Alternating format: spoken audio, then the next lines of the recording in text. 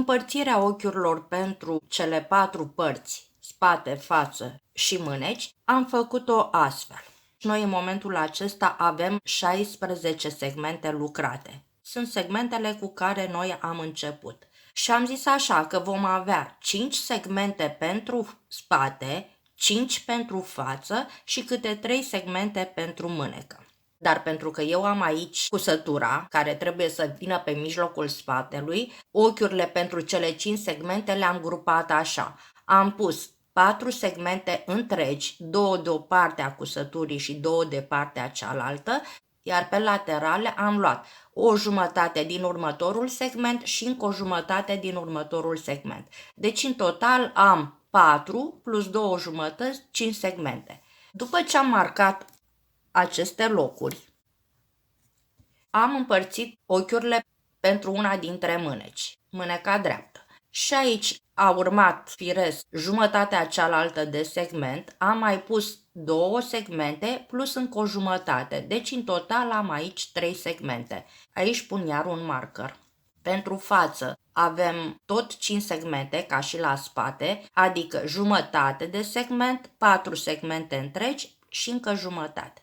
Am pus marker aici. Și apoi restul ochiurilor rămase sunt pentru cealaltă mânecă, mâneca stângă, care este formată din o jumătate de segment, 2 segmente întregi și încă o jumătate de segment. Noi am lucrat pentru placa noastră până la rândul 63 inclusiv. Acum, după ce am delimitat ochiurile pentru față, mânecă, spate și cealaltă mânecă, vom trece să le lucrăm separat, pe părți, pe bucăți. Să zicem că începem cu mâneca. La mânecă am 3 segmente, adică 2 întregi și 2 jumătăți, deci 3 segmente. Sunt aici cu rândul 63. Vin acum și fac o creștere de câte 10 ochiuri, de o parte și de alta a mânecii. Deci noi pe andrele nu avem decât ochiurile acestea. Haideți să facem această creștere. Pe andrele voi păstra doar ochiurile la care voi lucra, numărul de ochiuri corespunzător pentru față, spate, mânecă, iar în cazul acestui eșantion voi păstra un segment întreg, acesta, plus 2 jumătăți. Deci ochiurile pe care nu lucrez le voi trece provizoriu pe un fir. Un fir mai gros care să mențină mie ochiurile relativ lărguțe.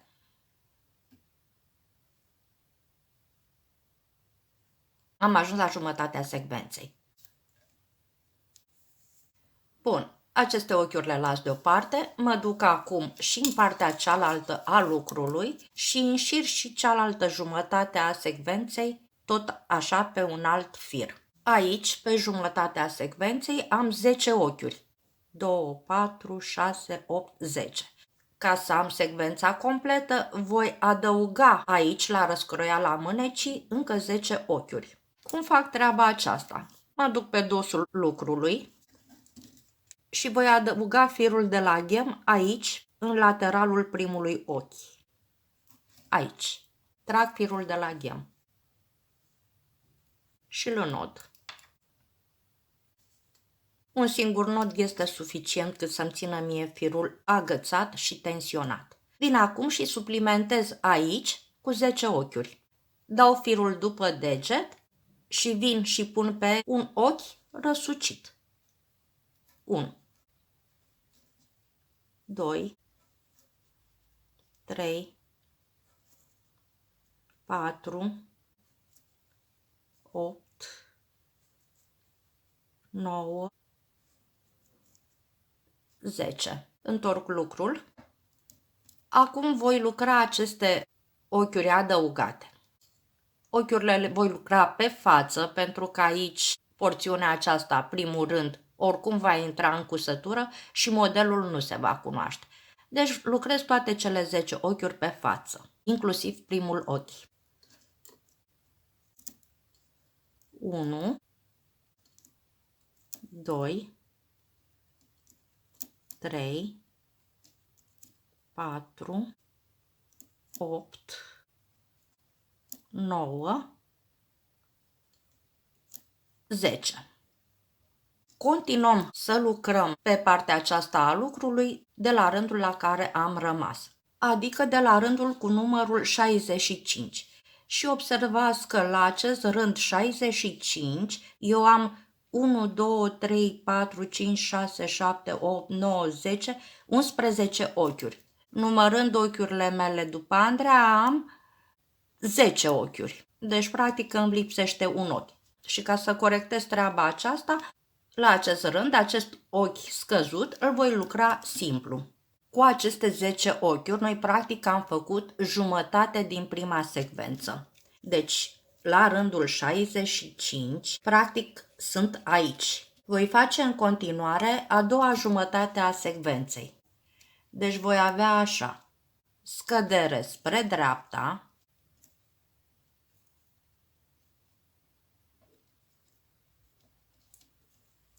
ochi pe față, jeteu, ochi pe față, jeteu, 5 ochiuri pe față,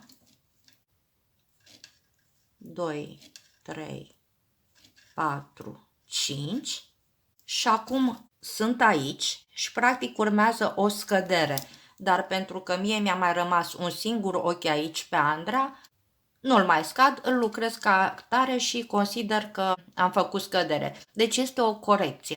Practic am suplimentat acest segment cu un ochi. Am ajuns la marker. Și reiau secvența de aici, de la începutul ei. Și am așa, scădere spre dreapta,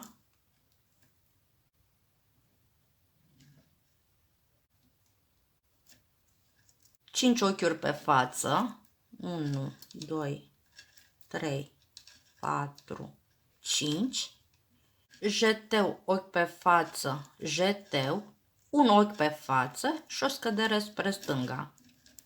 Suntem la jumătatea secvenței, facem și cealaltă jumătate. O scădere spre dreapta,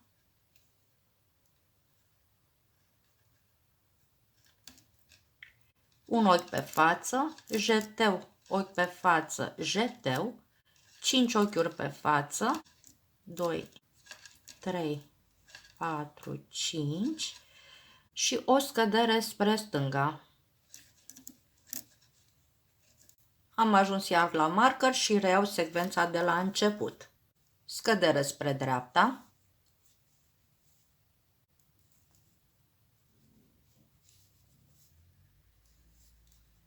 cinci ochiuri pe față,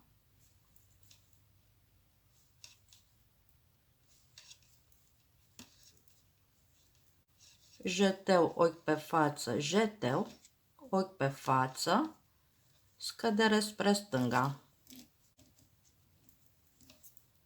Am ajuns la ochiurile acestea pe care le-am trecut pe fir și aceste ochiuri rămân în așteptare. Acum trebuie să suplimentez cu cealaltă jumătate, deci voi suplimenta cu 10 ochiuri, la fel cum am făcut aici. Și voi face la fel acum pe fața lucrului, aici unde am firul. 1, 2, 3, 8, 9, 10. Acum întorc lucrul și aici voi lucra toate ochiurile pe dos, inclusiv primul ochi. Deci 1, 2, 3, 4, 9, 10. Și merg cu lucrul în continuare numai cu ochiuri pe dos.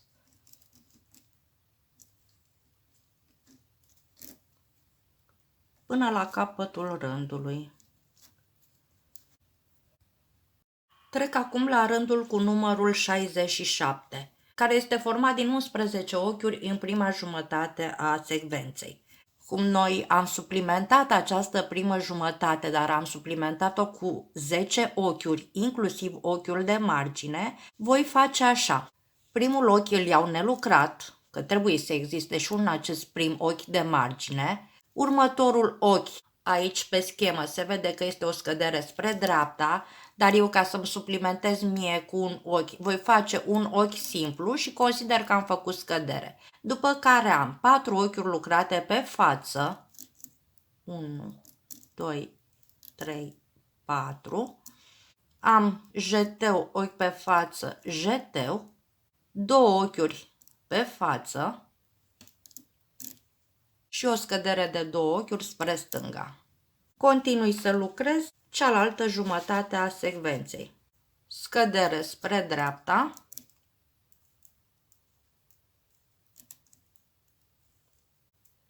două ochiuri pe față, jeteu, ochi pe față, jeteu și o scădere spre stânga. Am ajuns la marker, ceea ce e foarte bine și acum reiau secvența tot cu rândul numărul 67 și așa toate secvențele până la capătul rândului. Continui să lucrez așa, această grupă, căreia i-am spus eu grupa cu numărul 1, până la rândul 75. Precizez că de la rândul 63 până la rândul 75, această grupă de rânduri, 63-75, am denumit-o grupa 1 a secvenței. Acum, mâneca am făcut-o repetând această grupă 1 de 4 ori, dar pentru că mie trebuie să-mi rămână constante numărul de ochiuri, de să nu mai cresc, și grupele acestea să-mi rămână cu același număr de ochiuri, am făcut aici, la trecerea de la grupa 1 la cea de-a doua serie de rânduri pentru grupa 1, un mic artificiu. Haideți să vedem schema.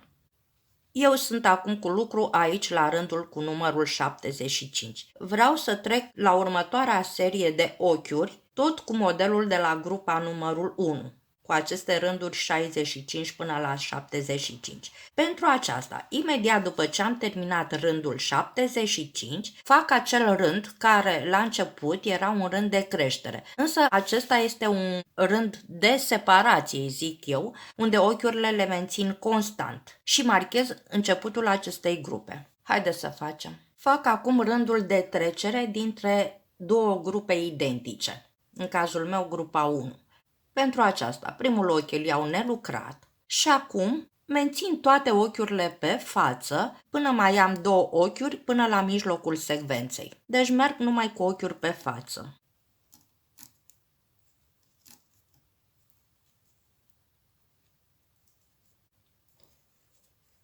Până la mijloc se vede că mai am două ochiuri. Aici fac jeteu, scădere spre stânga. Jeteu, scădere spre stânga. Acum în oglindă vom avea scăderea spre dreapta, jeteu și apoi toate ochiurile pe față până la marginea secvenței. Scădere spre dreapta,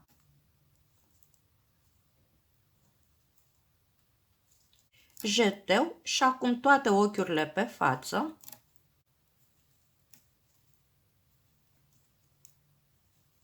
până am terminat secvența. Aici să știți că puteți renunța la marcare, dar eu acum, ca să avem o orientare mai bună, le mențin. Următoarea secvență se face absolut la fel, deci merg cu ochiuri pe față până aici, cu două ochiuri înainte de mijlocul secvenței, unde fac jeteu, scădere spre stânga, scădere spre dreapta, jeteu și iar mă duc cu toate ochiurile până la marginea secvenței. Și așa pentru toate secvențele acestei părți. Apoi lucrez secvența, rândurile 65 până la 75, în mod obișnuit, urmărind schema noastră. Așa cum am spus, la mânecă repetăm grupa aceasta de 4 ori.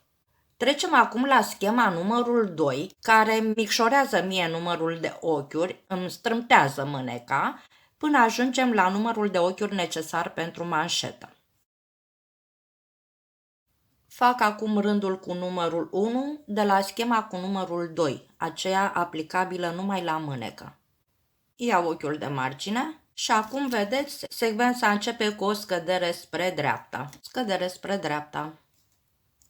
Lucrez primul ochi, îl răsucesc pe al doilea și îl trec peste cel lucrat. Merg acum cu toate ochiurile până mai am două ochiuri înainte de centru, deci până aici.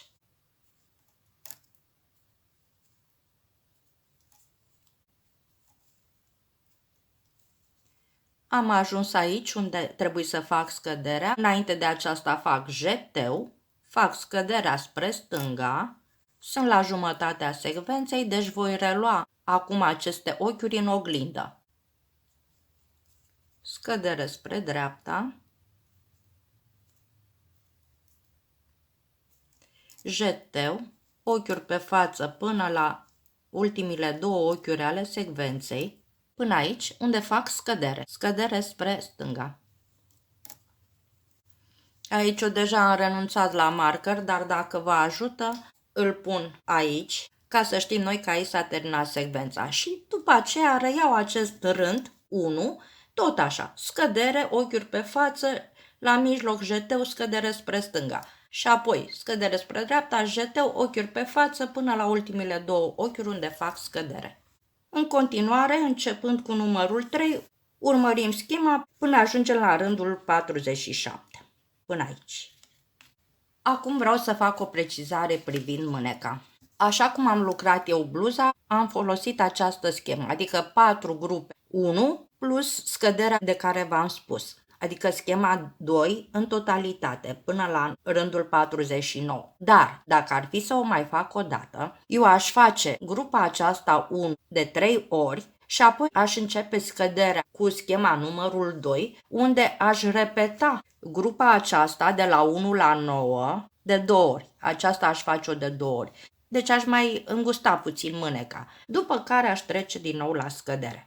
Rândul 47 am zis că încep manșeta mânecii. Însă am constatat că pentru cele 4 grupe pe care le aveam eu la mânecă, aveam aici un număr de 1, 2, 3, 4, 5, 10 ochiuri, ori 4, 40 de ochiuri, plus ochiurile de margine, 42 de ochiuri. Și am ajuns eu la concluzia că este cam largă manșeta aceea pentru mărimea pe care o doresc eu. Și atunci m-am dus, am lucrat rândurile 47 și 49, după care am menținut aceste rânduri constante, adică această scădere n-am mai făcut-o, am mers cu ochiul drept și am mers așa cu un număr de rânduri cât am considerat eu că îmi trebuie manșeta. Rămâne la latitudinea dumneavoastră. Ori repetați aceste 3 rânduri menținând acest ochi pe față și repetați această serie de 3 rânduri cât considerați dumneavoastră că vă trebuie lățimea manșetei. După care vom trece la rândul de încheiere, care este un rând de ochiuri numai pe dos, apoi încheierea propriu-zisă. Fața și spatele. După ce am marcat ochiurile care îmi vin pentru față, să spunem, am făcut creșterea aceasta din lateral de câte 10 ochiuri, de o parte și de alta, și am început să fac modelul de la grupa cu numărul 1.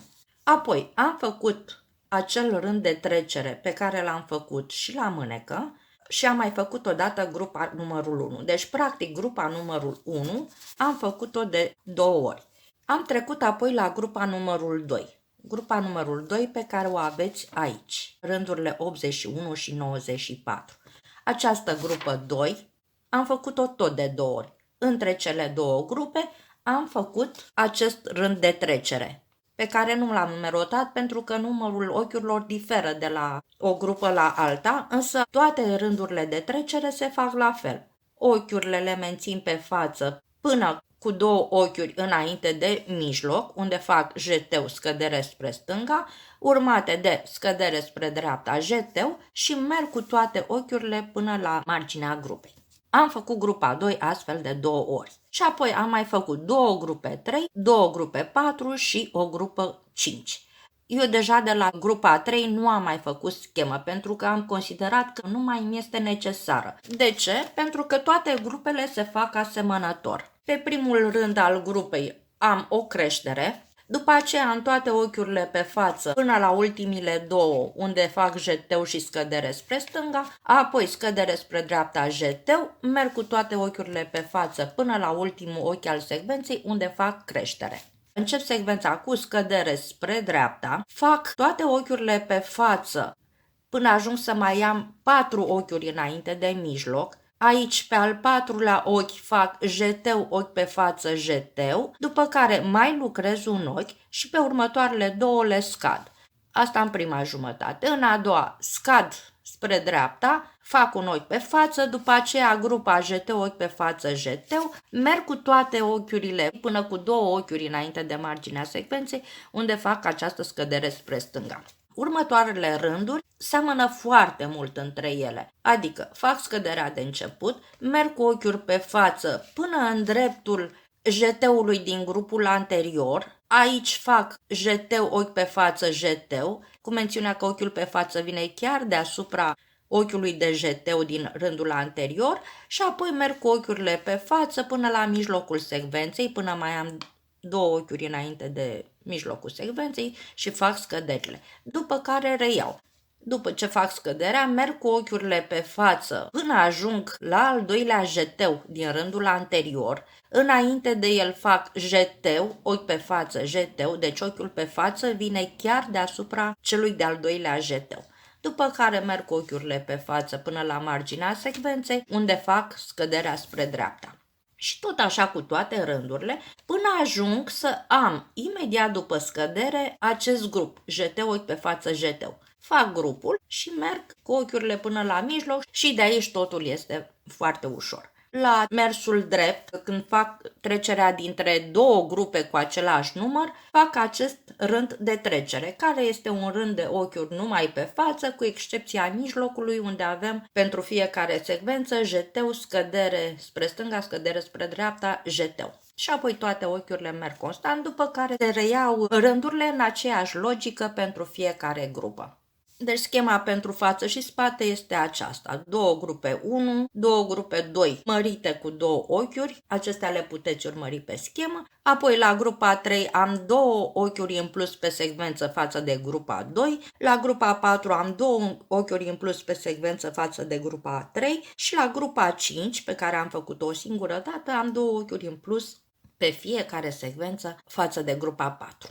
După care am făcut încheiere pe care am făcut-o cu un rând de ochiuri lucrate în punct leneș și încheierea propriu-zisă a ochiurilor. Spatele. Noi când am terminat platca am făcut rândul 63 și rândul 64, rândul de ochiuri pe dos și am ajuns aici. Aici montez cele 10 ochiuri pe care le lucrez pe față și merg cu rândul în continuare cu modelul de la rândul numărul 65. Așa cum știm, deschiderea aceasta o avem între 2 secvențe. Asta e prima secvență și asta e a doua secvență. Deci, practic, când am ajuns la deschiderea aceasta, eu am încheiat o secvență. Adică mă aflu aici. Am făcut scăderea și după aceea urmează ochiul de margine. Eu vă arăt acum cum fac această prindere dintre prima jumătate și a doua jumătate când mă aflu cu lucru aici, deci cu 2 ochiuri înainte de ochiul de margine. La această îmbinare, eu nu vreau să mai am ochiurile de margine, deci trecerea de la o secvență la cealaltă să facă în mod obișnuit, cum o facem când are lucrul continuitate. Pentru aceasta trebuie să scăpăm de aceste 2 ochiuri de margine pe care le avem noi în plus aici. Și cum facem treaba aceasta? Sunt coandrelele aici, mai am aceste 2 ochiuri pe care trebuie să le scad plus ochiul de margine, dar am zis că vreau să scap de ochiul de margine. Atunci voi scădea toate cele 3 ochiuri și practic va rămâne un singur ochi, echivalentul scăderii de margine a acestor 2 ochiuri. Deci scad toate aceste 3 ochiuri care le am eu aici. Bun, mă duc pe partea cealaltă de la deschidere. Aici avem un ochi de margine de care vreau să scap. Aici foarte ușor. Pun ochiul acesta lucrat care se află acum pe Andreea din dreapta, îl pun pe Andreea din stânga, iar ochiul acesta de margine din stânga, de la a doua jumătate, îl trec peste cel care mi-a rezultat mie de la scăderea din dreapta lucrului. Și acum merg cu modelul în mod obișnuit, adică continui cu rândul cu numărul 65. Și în felul acesta am făcut unirea acestor 2 părți. Acum, când ați ajuns la ultimul rând de la grupa cu numărul 5, inclusiv rândul de întoarcere, inclusiv rândul pe dos, facem încheierea acestei părți. Și am zis că fac un rând de punct leneș, un rând de ochiuri pe dos.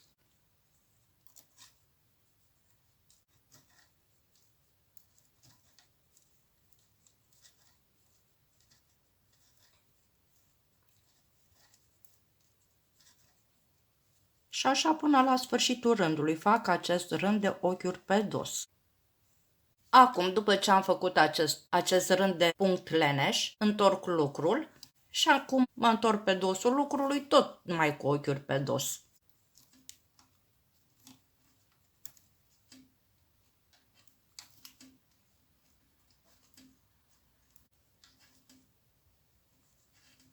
Și așa până la sfârșitul rândului. Acum fac încheierea ochiurilor. După acest rând de punct leneș, m-am întors pe fața lucrului și fac încheierea ochiurilor. Aceasta o fac așa. Primul ochi îl iau nelucrat, următorul ochi îl lucrez. Le pun pe amândouă înapoi pe Andreea și acum le scad pe acestea două lucrate. Încă o dată, lucrez ochiul care vine de pe Andreea din stânga, îl pun înapoi pe Andreea, îl pun și pe cel care era pe Andreea din dreapta și le lucrez împreună.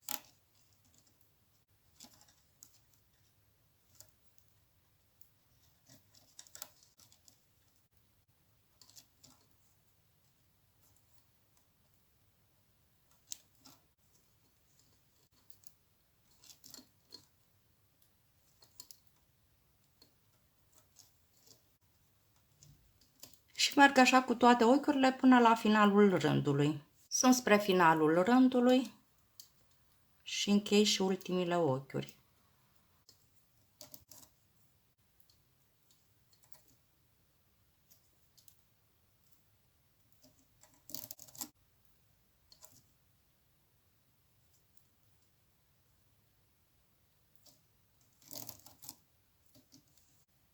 Aceasta este încheierea. Urmează acum să-i facem acea danteluță pe margine, acei colțișori. Fac acum încheierea părților. Aceasta o fac cu croșeta și o fac în felul următor. Părțile le așez față pe față, deci aici în fața, aici în fața, și încheierea o vom face pe dos. După ce mi-am fixat firul, fac un ochi de lanț și apoi prinderea o fac ochi cu ochi, o dată pe prima parte a lucrului, pe cea din fața mea și o dată pe cea din spatele lucrului. Vin aici pe partea din fața mea, prind ochiul, vedeți, croșeta trebuie să treacă prin două fire ale ochiului de margine, trag firul și fac picioruș alunecat. Mă duc în spate, merg pe următorul ochi și fac picioruș alunecat. Vin iar în față, mă duc pe următorul ochi neprins și fac picioruș alunecat, iar în spate, picioruș alunecat și așa până închei toată prinderea. Mă duc chiar în spate, ochiul neprins este acesta, trag și fac picioruș alunecat.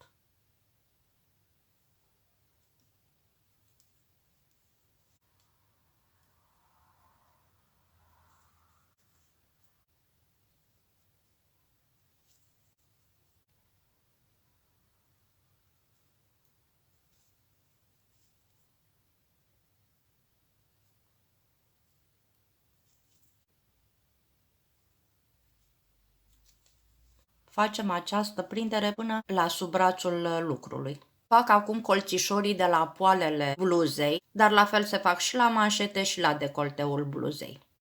Colțișorii îi fac tot cu croșeta. După ce am fixat firul la cusătura dintre față și spate, primul rând constă în a face bride de câte 6 ochiuri de lanț din 2 în 2 ochiuri scăzute. Haideți să facem. Am zis, fac 6 ochiuri de lanț, 3, 4, 5, 6, mă duc nu pe primul, pe al doilea ochi, scăzut. Ochiurile de la terminația bluzei, acelea pe care le-am încheiat cu Andra, și fac aici un picioruș scurt.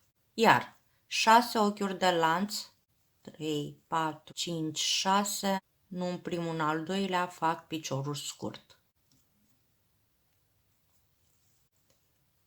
1, 2, 3, 4, 5, 6, picioruș scurt.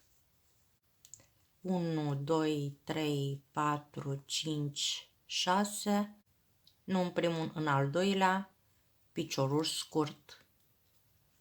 1, 2, 3, 4, 5, 6. Vreau să fac aici o mențiune. Vreau să am o bridă care să-mi traverseze mie ochiurile acestea unde sunt făcute scăderile, una spre stânga și una spre dreapta. Deci dacă eu sunt aici, în mod normal, m-aș duce cu croșeta aici, nu? În primul, în al doilea ochi. Dar nu vreau să mă duc acolo, mă duc cu unul mai încolo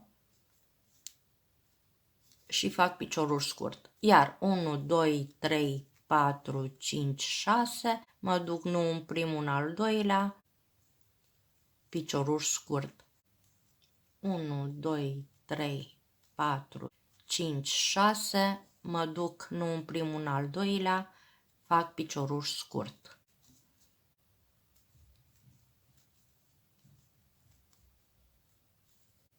Nu în primul, în al doilea, piciorul scurt. 1, 2, 3, 4, 5, 6, nu în primul, în al doilea, piciorul scurt. Și aici rămâne valabilă mențiunea de dinainte, adică brida care este pe vârful inimioarei să-mi acopere mie acest vârf. Deci dacă în mod normal aș fi făcut piciorușul scurt aici, nu, mă duc și sar acest ochi și mă duc în următorul și fac picioruș scurt. 1, 2, 3, 4, 5, 6 și acum păstrez regula. Un ochi nu, un ochi da. Aici fac piciorul scurt.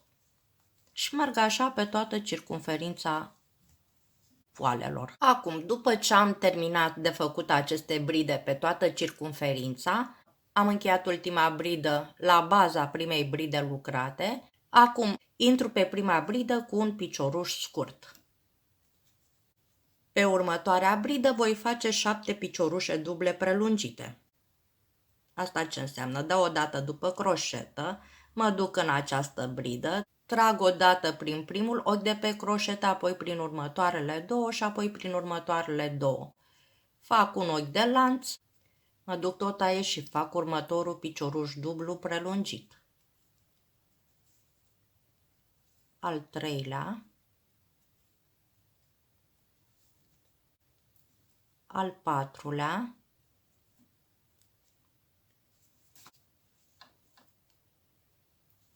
al cincilea,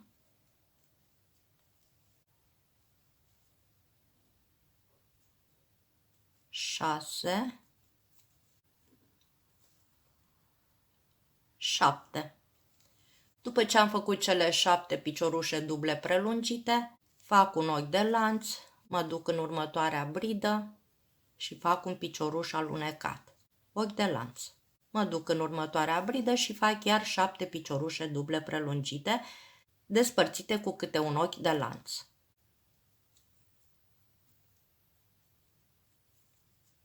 1, 2, 3,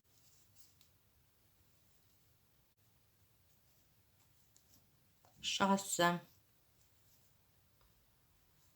7. Ochi de lanț. Mă duc în următoarea bridă și fac picioruș scurt. Ochi de lanț. Și reiau aceste colțișoare pe toată circumferința, până ajung de unde am plecat. Eu am căutat ca acest picioruș de legătură dintre doi colțișori să pice întotdeauna între două inimioare, la mijlocul distanței dintre cele două inimioare. Deci am făcut piciorușul scurt, este chiar pe brida aceasta care îmi traversează mie mijlocul acesta de scăderi, merg în continuare cu colțișorii.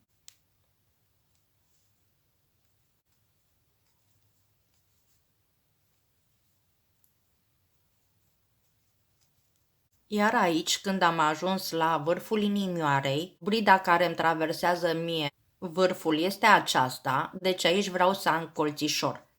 Aici mi s-a încheiat colțișorul, aici merge foarte bine. Deci acum mă duc pe brida de dinainte și fac un piciorul scurt, ochi de lanț și intru pe această bridă chiar din vârful inimioarei și fac acest colțișor.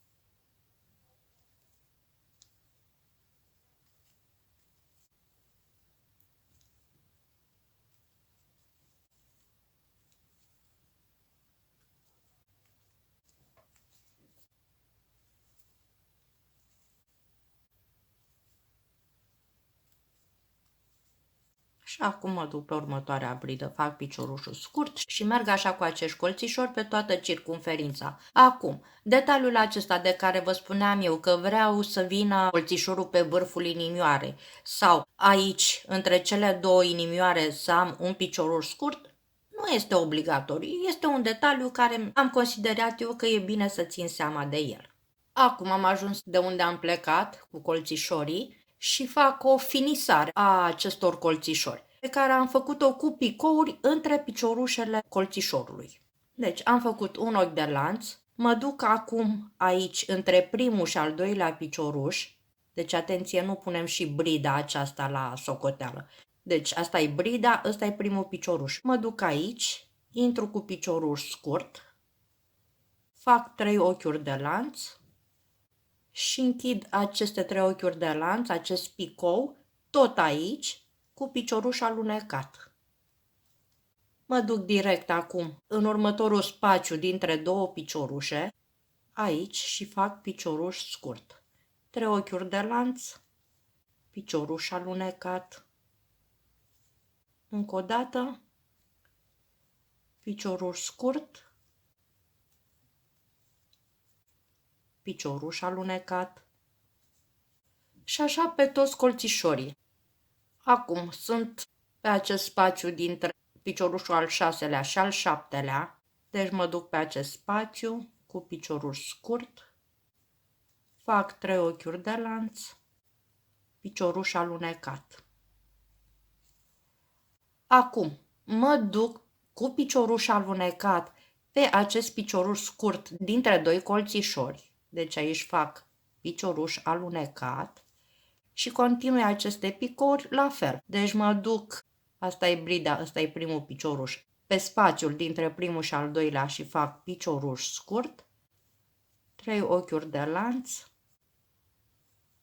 picioruș alunecat, mă duc pe următorul spațiu și reiau aceste picouri.